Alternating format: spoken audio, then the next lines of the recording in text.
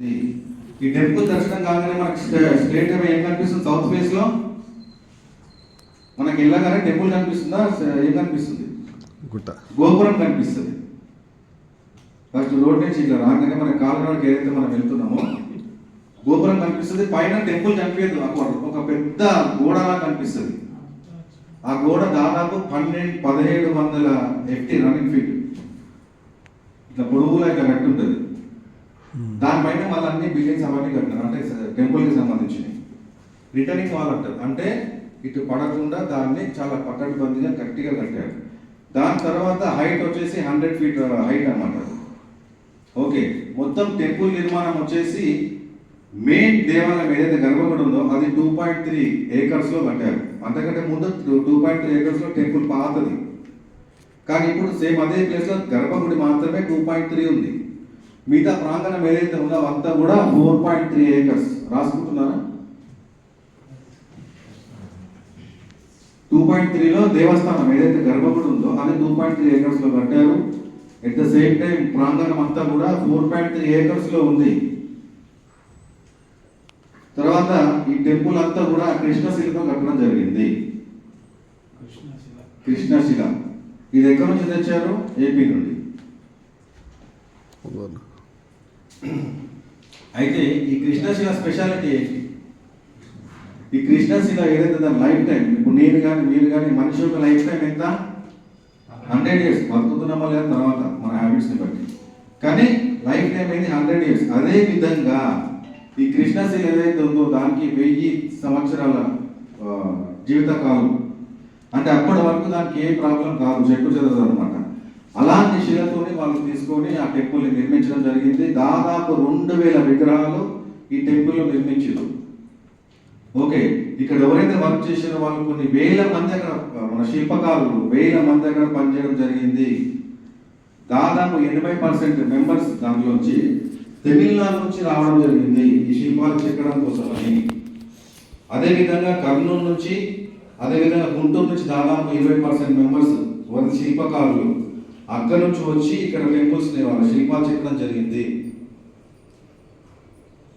Okay, points మీకు వీలైనంత వరకు కూడా రాసుకునే ప్రయత్నం చేయండి. ఓకే, తర్వాత రోడ్లన్నీ విశాలంగా, కంప్లీట్గా విశాలంగా కట్టారు. 4-way లైన్స్ అన్ని కూడా యాదగిరిగుట్ట చుట్టూతా మనకి దాదాపు 7 kilometer డిస్టెన్స్ లో ఈ టెంపుల్ చుట్టూ మనం ఏమంటాం? టెంపుల్ చుట్టూ తిరగడాన్ని గిరి ప్రదక్షిణ, గిరి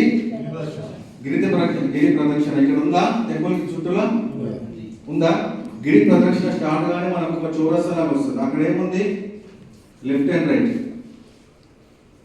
లక్ష్మీ పుష్కరిణి, విష్ణు పుష్కరిణి. ఈ లక్ష్మీ పుష్కరిణి అంతకుముందు ఏమంటుండే? గండి చెరువు. గండి చెరువుని ఇప్పుడు ఏం చేసి కాలక్రమేణా లక్ష్మీ పుష్కరిణిగా రూపాంతరం చెందింది అనమాట. అంటే ఈ లక్ష్మీ పుష్కరిణి దేనికోసం వాడుతున్నాం? ఎవరైతే డివోటీస్, భక్తులు ఎవరైతే వస్తున్నారో వాళ్ళందరూ కూడా అక్కడ స్నానాలు చేసుకోవడానికి. అదేవిధంగా విష్ణు పుష్కరిణి స్వామి వారి కైంకర్యం, ఆయనకి ఈ నీళ్ళని వాడడం జరుగుతుంది అనమాట.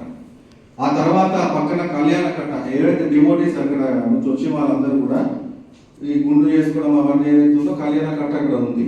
అదేవిధంగా ఒక 2 మండపాలు 700 మంది ఒక్కటేసారి పూజ చేసుకునే విధంగా సత్యనారాయణ వ్రతాలు చేసుకుంటారు చాలా వరకు మన దాంట్లో. ఒక్కటే ఎట్ ఏ టైం 700 మంది కూర్చొని అక్కడ పూజ చేసుకునే అవకాశం ఉంది.